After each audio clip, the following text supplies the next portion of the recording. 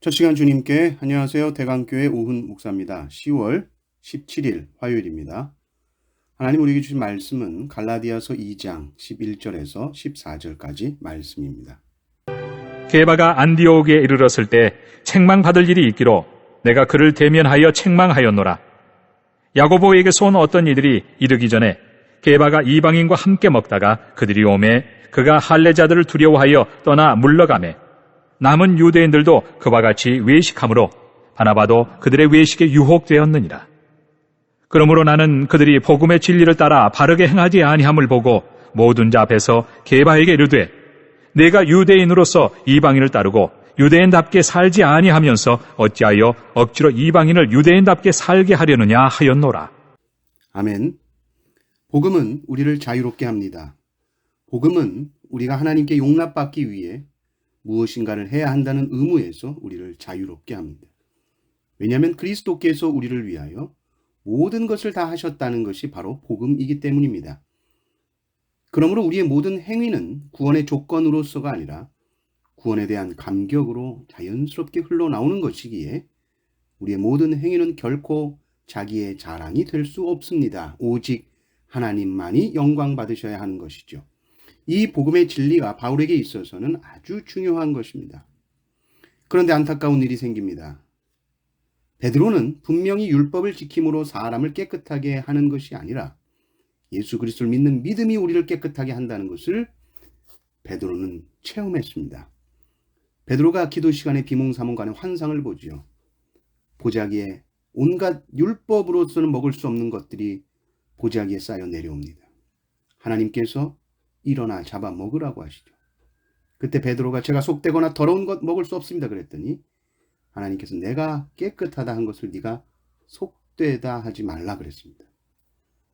그리고 이 이방인 고넬료와의 만남을 통해서 이방인에 대한 베드로의 생각이 깨어지는 시간이 되었죠. 그래서 안디옥에서 베드로는 이방인들과 함께 식사를 합니다. 율법을 지키는 유대인에게 있어서 상상하지 못할 일들. 그러나 복음을 깨달은 베드로는 유대인이 이방인과 식사하는 것, 그것으로 우리는 부정하게 되지 않는다. 꺼리낌 없이 이방인들과 식사하고 복음을 깨닫고 율법에 매이지 않는 삶을 사는 것이죠. 그런데 예루살렘에서 할례자들이 옵니다. 그러니까 베드로에게 두려움이 생기죠. 그리고는 이방인들과의 식사 자리를 떠나버립니다. 복음을 깨달은 유대인들이 베드로와 함께 복음의 자유를 누리며 이방인들과 막 같이 식사를 하고 있었는데 베드로가 갑자기 이러면서 슬쩍 일어나 자리를 피하니까 같이 있던 유대인들 하나 둘씩 다 자리를 피하게 되는 것이죠. 심지어 바나바도 이런 베드로의 행동을 따라하게 되는 것입니다. 베드로, 이 지도층이 외식을 하니까 다 외식을 하게 되는 것입니다. 바울은 그 모습을 그냥 넘어갈 수가 없었습니다. 모든 사람 앞에서 공개적으로 베드로를 질책하죠. 베드로, 당신이 유대인으로서 율법을 지키지 않고 음식법 따르지 않고 이방인처럼 살았는데 왜 갑자기 벼랑간 유대 할례자들이 오니까 혹시 어려움 당할까 하여서 이방인을 지금 식사자에서 피해버렸다. 이게 무엇인가? 이런 행동은 이제 예수 믿은 이방인들에게 무슨 메시지를 주겠습니까? 아, 이게 예수 믿어도 율법 지켜야 되는구나. 예수 믿어도 이 음식법 지켜야 되는구나. 복음 플러스 율법, 이것은 다른 복음이요. 다른 복음은 복음이 아닙니다. 바울은 아주 강하게 베드로를 질책하고 있는 것이죠. 이방인들과 식탁 교제를 부끄러워한 것은 이방인의 신앙 양심을 유대인들보다 열등한 것으로 만들어 버리는 것입니다. 온 교회를 외식 행렬로 이끈 행동입니다. 복음의 진리가 주는 자유를 붙들지 않으니까 현실에 매이는 것이고 율법에 매이게 되는 것입니다. 복음은 우리에게 해방과 자유를 선물로 줍니다. 복음은 우리를 종교의 영역에 두지 않습니다. 하나님을 위해 행하는 헌신, 섬김, 열정으로 내가 구원을 확증받으려는 이런 종교에서 벗어나게 합니다.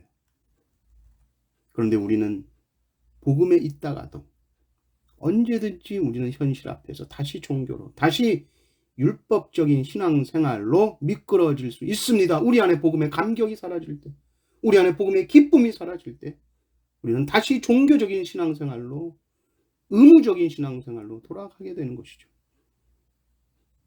그리고 상대방을 판단합니다. 여러분은 스스로의 행동으로 자신의 신앙을 판단하거나 또 나의 부지런함과 지식을 자랑하고 주위의 사람들을 보면서 나보다 못하다라고 판단하고 정죄하지는 않습니까? 이런 율법적인 신앙생활은 우리를 교만하게 하거나 또는 우리를 주눅들게 합니다. 복음의 자유를 그래서 누리지 못하게 하는 것이죠. 우리는 항상 다시 복음으로 돌아가야 합니다. 바울의 이 책망은 베드로에게만 하는 것이 아니라 오늘 나에게 하는 책망으로 들을 수 있어야 됩니다.